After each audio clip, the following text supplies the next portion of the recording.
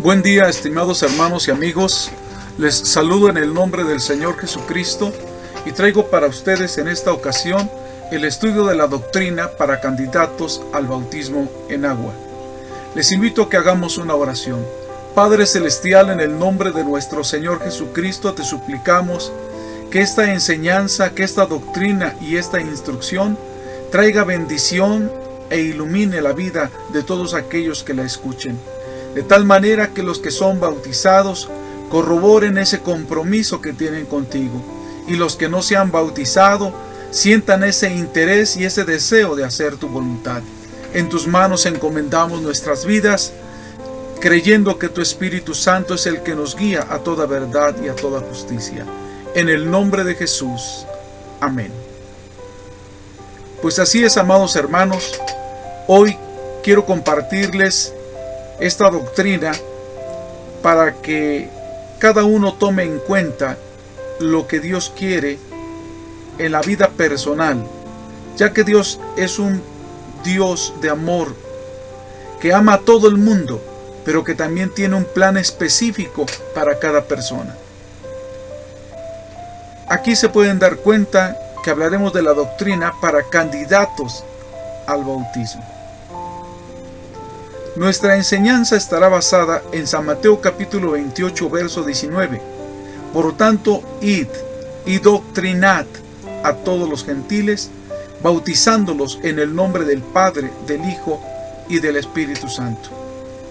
La versión de 1960 también dice: id por todo el mundo y haced discípulos a las naciones, bautizándolos en el nombre del Padre, del Hijo y del Espíritu Santo. Es decir, que el bautismo en agua es un mandamiento que Dios da a sus siervos que predican su palabra. No basta solo con predicar la palabra. Dijéramos en cierta manera que el trabajo estaría incompleto si la persona solamente escucha el mensaje, solamente acepta a Cristo, pero no se bautiza. Entonces, lo que Dios enseña en forma completa es que doctrinemos. ¿Para qué? Para que sean bautizadas las personas en el nombre del Padre, del Hijo y del Espíritu Santo. Ahora, no se trata solamente de ir a las personas y después de predicarles el mensaje o el plan de salvación bautizarlos. No, hace falta todavía también doctrinarlos. Y para empezar, quiero decirles que la palabra doctrina significa enseñanza o conjunto de enseñanzas. Por supuesto, estas enseñanzas son bíblicas. Entonces, cuando hablamos de la doctrina del arrepentimiento, estamos hablando del conjunto de enseñanzas bíblicas que nos hablan del arrepentimiento. Cuando hablamos de la doctrina del cielo, estamos hablando del conjunto de enseñanzas bíblicas que nos hablan acerca del cielo, etc. Para empezar también, haremos unas preguntas y de esta manera, respondiéndolas, conoceremos más sobre el tema. ¿Qué es el bautismo? Es una pregunta básica, importante, indispensable. ¿Qué es el bautismo? Etimológicamente, es decir, en un diccionario, encontramos que la palabra bautizo proviene del griego baptizo, que significa sumergir o introducir. Y por supuesto, en este caso, sumergir o introducir en agua. ¿Qué representa el bautismo? La respuesta es: el bautismo es símbolo de tres cosas. Símbolo de muerte, símbolo de sepultura y símbolo de resurrección. Esto lo podemos encontrar en Romanos capítulo 6, verso 4. Porque somos sepultados juntamente con Él a muerte por el bautismo, para que como Cristo resucitó de los muertos por la gloria del Padre, así también nosotros andemos en novedad o en nueva vida. Y Colosenses 2, verso 12, sepultados juntamente con Él en el bautismo, en el cual también resucitasteis con Él, por la fe de la operación de Dios que le levantó de los muertos. Es decir, que cuando una persona se bautiza en agua, se está identificando con Cristo. Así como Cristo murió en la cruz del Calvario, la persona muere para el pecado y el mundo. Y así como Cristo fue sepultado, así también la persona, cuando es sumergida al agua, simboliza que muere para sus pasiones y sus deseos carnales. Y así como Cristo resucitó de entre los muertos al tercer día con poder y gloria, cuando la persona es sacada del agua, manifiesta simbólicamente que ahora es una nueva persona viviendo una nueva vida, una nueva manera de vivir.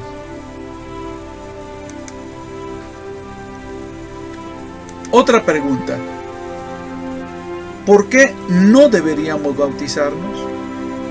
Antes de responder por qué sí deberíamos bautizarnos, queremos hacer estos comentarios del por qué no deberíamos bautizarnos. Primero, no debemos bautizarnos por presión de la gente. Es decir, el bautismo es algo voluntario.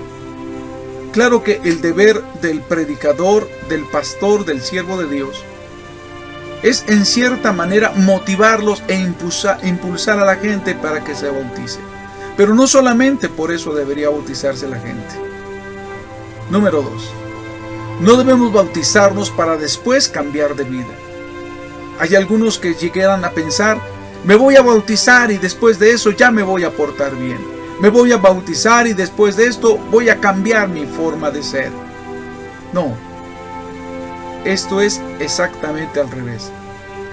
Por cuanto ya cambiaste, por cuanto Cristo ya te salvó y Cristo ya te transformó, es entonces que deberías bautizarte. Número 3.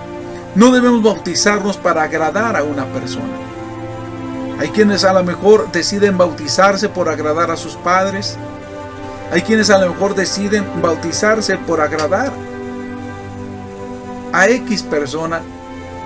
Hay quienes lamentablemente en ocasiones llegan hasta bautizarse con tal de conquistar a una muchacha o para que le acepte, dice él, en su religión. No debemos bautizarnos por ello. Al que debemos de agradar es a Dios, y si nos vamos a bautizar es porque le queremos agradar a Él. Y número 4, no debemos bautizarnos solo porque otros se bautizan. Si bien es cierto que motiva ver que otros se bautizan, no solo por eso deberíamos bautizarnos. No debemos tomar el bautismo como algo que se puso de moda. Y porque fulano se bautizó, pues yo también me voy a bautizar. No, debe ser una decisión personal. Y debemos bautizarnos sobre todo porque hemos aceptado a Jesucristo como nuestro Salvador. Pero esto lo vamos a ver en la siguiente lámina. ¿Por qué sí deberíamos bautizarnos? Número 1. Porque es un mandamiento divino. Es decir, debemos obedecer a Dios. Los mandamientos son para obedecerse.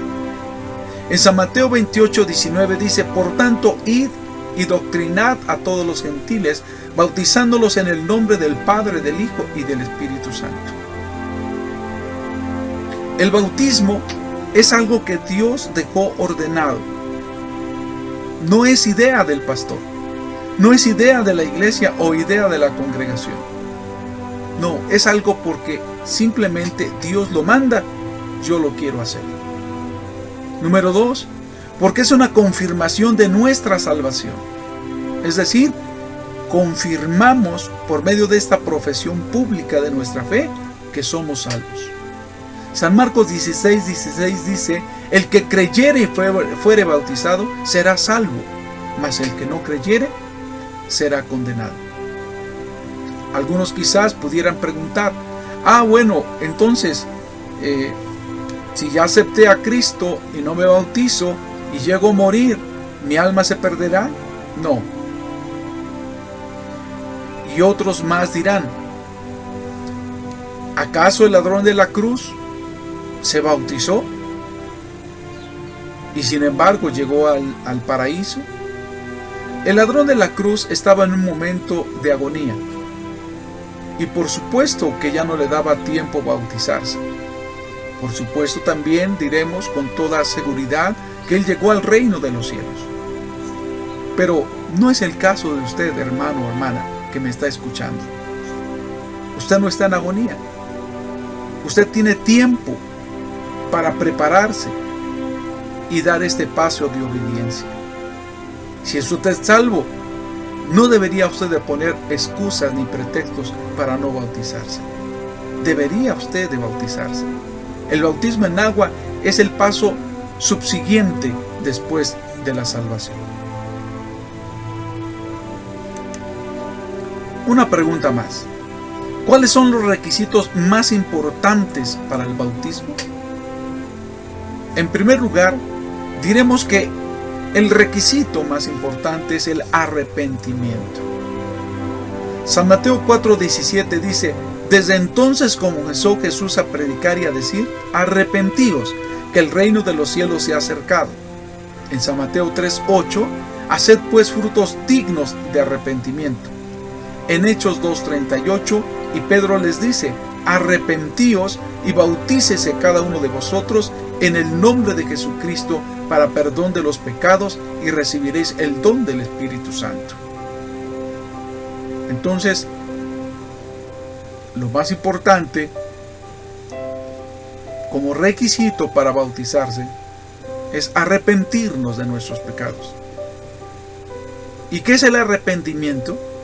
El arrepentimiento es el cambio voluntario en la mente y en el corazón de la persona que deja el mundo para buscar a Cristo, que deja el pecado, la maldad, para acercarse al Señor.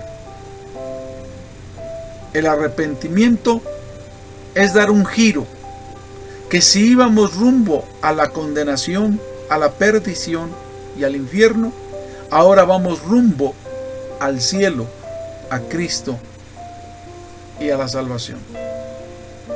Dice el Señor en su palabra que si confesamos nuestros pecados, Él es fiel y justo para perdonar nuestros pecados y limpiarnos de toda maldad.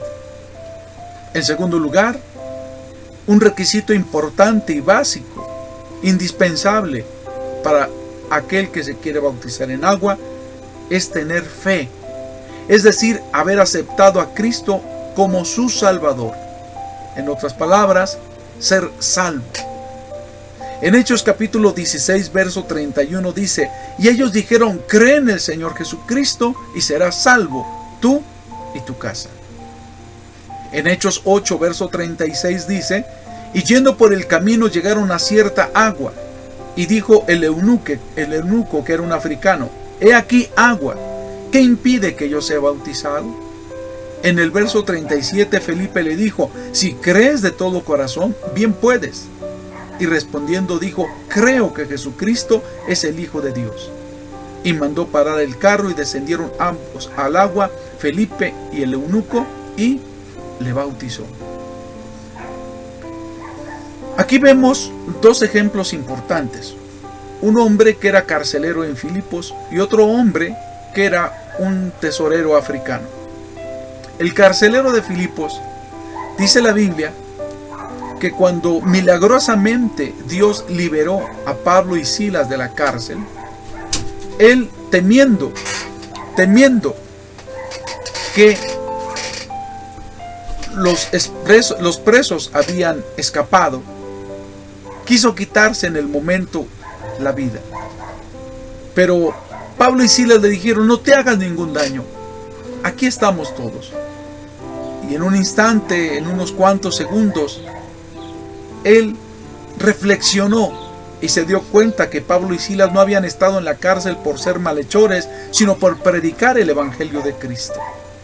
Y al ser liberados en una forma tan milagrosa, el postrado pregunta: ¿qué es necesario que yo haga para ser salvo? Y Pablo y Silas le responden: cree en el Señor Jesucristo y serás salvo, tú y tu casa. Amado hermano y amigo que me estás escuchando a través de la internet, tú te preguntarás: ¿qué haré para ser salvo? ¿Qué haré para llegar al cielo? ¿Qué haré para que mis pecados sean perdonados? Ya te hemos dicho, arrepiente de tus pecados, pero sobre todo, recibe y acepta a Jesucristo como tu único y suficiente Salvador personal. Más adelante, dice en esta misma historia del carcelero de Filipos que en esta misma noche llevó a Pablo y Silas a su casa. Los apóstoles le predicaron más la palabra de Dios también a los de su casa, y en esa misma noche se bautizaron él y toda su familia. El segundo caso es del tesorero africano, o conocido como el eunuco etíope. Este varón había ido a Jerusalén. Él no era judío, pero se había convertido a la religión judía. Y a los que se convierten a la religión judía en aquel entonces se les llamaba prosélitos. Él había regresado ya de Jerusalén y traía un pergamino, porque la Biblia no era como en nuestros días, sino que eran una especie de pergaminos o papiros, y leía una porción del profeta Isaías, donde se hablaba acerca de la muerte de nuestro Señor Jesucristo y su sacrificio. Este etíope iba en su carruaje, y el Espíritu Santo inspiró a un hombre llamado Felipe para que se acercara al carruaje y le hizo una pregunta: ¿entiendes lo que lees? El africano dijo: ¿y cómo entenderé si no hay quien me lo explique? Y entonces Felipe le explicó el Evangelio de nuestro Señor Jesucristo. Iban atravesando el desierto, y déjeme decírselo de esta manera: qué casualidad que en medio del desierto encontraron agua. Y el etíope, al haber escuchado ya el mensaje del Evangelio y al darse cuenta que era necesario también bautizarse, le pregunta a Felipe: he aquí agua, ¿qué impide que yo sea bautizado? Felipe le responde: si crees que Jesucristo es el Hijo de Dios, bien puedes hacerlo. Y él dijo: creo que Jesucristo es el Hijo de Dios. Y en ese momento lo bautizó. Amado hermano, amigo que me estás escuchando, ¿qué impide que tú seas bautizado? ¿Qué impide? Si ya te arrepentiste de tus pecados y recibiste a Jesucristo como tu Salvador, debes dar este paso de obediencia con la ayuda de Dios. Ahora, pasamos a un punto importante. Diferencia entre un congregante y un miembro de la iglesia. ¿Hay diferencia? Sí, debe haber diferencia. Porque mira, no es que uno haga discriminación o acepción de personas. Pero en este estudio te vas a dar cuenta cómo actúa una persona que solamente es congregante y otra persona que ya se bautizó y es miembro de la iglesia. La principal y básica diferencia entre ambos es el compromiso.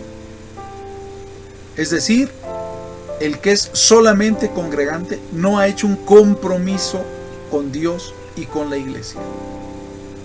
Pero el que ya es miembro de la iglesia ya hizo un compromiso bajando a las aguas del bautismo, y este compromiso es con Dios, pero también con la iglesia de nuestro Señor Jesucristo. Vamos a ver primeramente cómo es la actitud y la manera de ser de un congregante, que solamente es congregante. Diríamos que un congregante es solamente como un simpatizante, una persona que actúa como que solamente está de visita, que no quiere involucrarse ni comprometerse en las cosas de Dios. A lo mejor le gustan las cosas de Dios, pero no tiene ni quiere tener un compromiso con el Señor. ¿Ok? Vean conmigo. El que solo es congregante no se siente obligado a diezmar, a asistir regularmente a los cultos, ni siente que tiene deberes que cumplir con Dios y la iglesia. Por lo tanto, no puede ocupar cargos oficiales en la iglesia. No es una persona espiritual, de oración ni ayuno. No vive una vida consagrada. Siente que puede ser cristiano solo por temporadas. no tiene interés en ser miembro del cuerpo de Cristo. No se siente interesado por tomar la Santa Cena ni estar en comunión con Dios. Se comporta como un espectador, como un invitado en la iglesia. Está convencido tal vez, pero no convertido. En consecuencia, no tiene seguridad de la vida eterna. Tampoco tiene la experiencia de la salvación. No ha aceptado a Cristo como su Salvador. No se ha arrepentido de sus pecados. Es un congregante más, pero no un miembro de la iglesia. No está interesado en el bautismo. De otra manera, ya sería un candidato al bautismo. Querido amigo y hermano que me estás escuchando, ¿eres solamente un congregante? ¿Es esta tu actitud, tu forma de ser y de actuar en la iglesia? Quiero felicitarte porque sí conoces el Evangelio, pero no es suficiente. Debes dejar de ser solamente un congregante y hacer un compromiso con Dios y convertirte en un miembro de la iglesia. Siguiendo con las diferencias entre el congregante y un miembro de la iglesia, diríamos una vez más que la gran diferencia básica es el compromiso. Déjamelo decirte de esta manera. Es como un muchacho que anda cortejeando, pretendiendo a una muchacha y se hacen novios, pero que empiezan a pasar los años y el muchacho no quiere casarse con esa muchacha. La pregunta es, ¿por qué no quiere casarse con esa muchacha?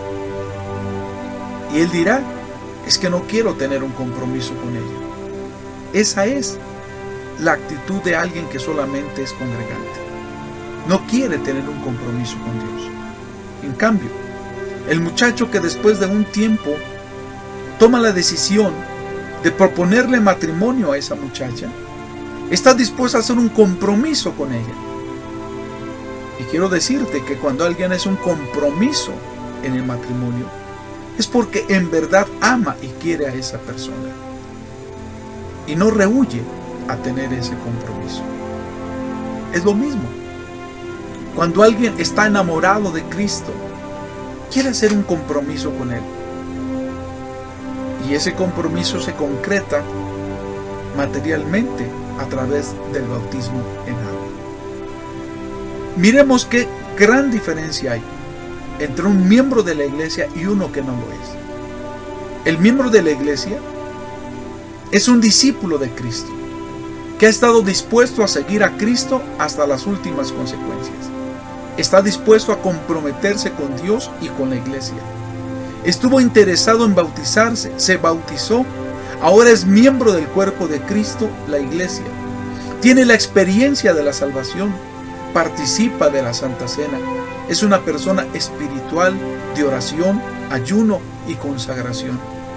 Ha hecho arraigo en la iglesia local y por tanto participa en las comisiones oficiales de la iglesia. Según la capacidad que Dios le vaya dando, podrá ocupar cargos y privilegios de líder dentro de la iglesia. Cumple con sus deberes como cristiano en la iglesia. Asiste regularmente a los cultos. Está dispuesta a colaborar en los trabajos materiales y espirituales de la iglesia. Cumple con sus diezmos y ofrendas y tiene la esperanza de la vida eterna. Está sujeto a su pastor y comparte el evangelio con otras personas.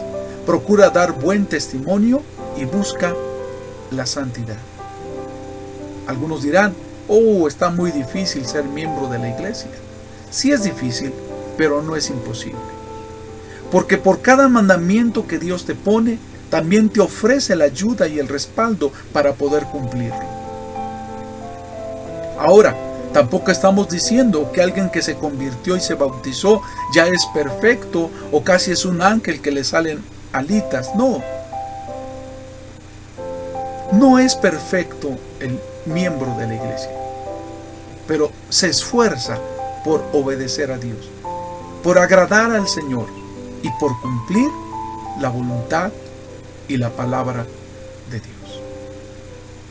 Hasta aquí dejamos la primera parte de este estudio de la doctrina para los candidatos al bautismo. Espero que al escuchar esta enseñanza, muchos corazones se sientan motivados, interesados por hacer la voluntad de Dios. Por último, quiero hacer una metáfora, una alegoría o comparación. Hay personas que rehúyen al bautismo en agua porque dicen, no, es demasiado compromiso. Pero mira, déjame hacer esta comparación. Hay muchas personas que quieren ir a los Estados Unidos de migrantes y para ello tienen que pasar el río Bravo o cruzar el desierto. Y hay muchos peligros y muchos riesgos. Pero las personas están dispuestas a sufrir y a padecer lo que sea necesario con tal de llegar a los Estados Unidos y así recibir los beneficios que se tiene de trabajar allá y cobrar en dólares. Por supuesto que estos beneficios no solamente son para él en una forma personal, sino que también lucha y se va a sufrir a tierra extranjera por buscar un mejor bienestar para los suyos, es decir, para su familia. Bueno, si la gente está dispuesta a hacer todo este sacrificio y todo este compromiso por alcanzar un mejor nivel de vida, ¿cuánto más deberíamos estar dispuestos a bajar a las aguas del bautismo, correr los riesgos que sean necesarios, esforzarnos lo que sea necesario para llegar un día al reino de los cielos? Déjame decírtelo de esta manera. No seas egoísta. Piensa en tu familia. Piensa también en el destino eterno de tu alma. Cree en el Señor Jesucristo y serás salvo, tú y tu casa. Y cuando creas en Jesucristo como tu Salvador y te arrepientas de tus pecados,